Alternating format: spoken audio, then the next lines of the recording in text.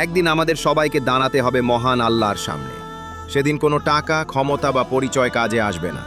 সেদিন থাকবে শুধু দুটি পথ, একটি জান্নাত আর একটি জাহান্নাম। জাহান্নাম কোনো কল্পকাহিনী নয়, এটি আল্লাহর সৃষ্টি করা বাস্তব একটি স্থান, যেখানে অবাধ্য, জালিম ও গুনাহগারদের জন্য রয়েছে কঠিন শাস্তি।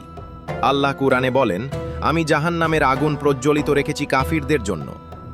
জাহান্নামের আগুন এই দুনিয়ার আগুনের মতো তো নয়, এর আগুন ৭০ গুণ বেশি শক্তিশালী। সেখানে থাকবে ফুটন্ত পানি, লোহার শিকল, আগুনের পোশাক এবং অন্তহীন আফসোস।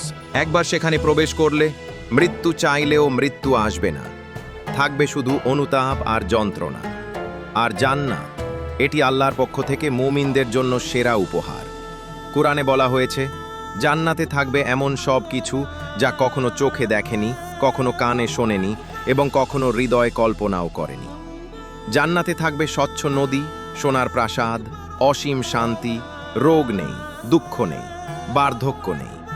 সবচেয়ে বড় নেয়ামত, জান্নাতবাসীরা আল্লাহকে দেখার সৌভাগ্য লাভ করে। সিদ্ধান্ত আমাদের হাতে। জান্নাত ও জাহান্নাম দুটোর দরজাই এখন খোলা। আমাদের নামাজ, আমাদের চরিত্র, আমাদের হালাল হারাম বেছে নেওয়াই নির্ধারণ করবে আমাদের চূড়ান্ত ঠিকানা। আজ যদি আমরা তাওবা করি, আজ যদি সঠিক পথে ফিরে আসি, আল্লাহ অবশ্যই ক্ষমাশীল।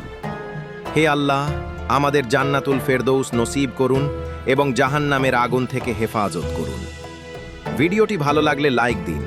এই রকম ইসলামিক ভিডিও পেতে চ্যানেলটি সাবস্ক্রাইব করুন। আসসালামু আলাইকুম ওয়া রাহমাতুল্লাহ।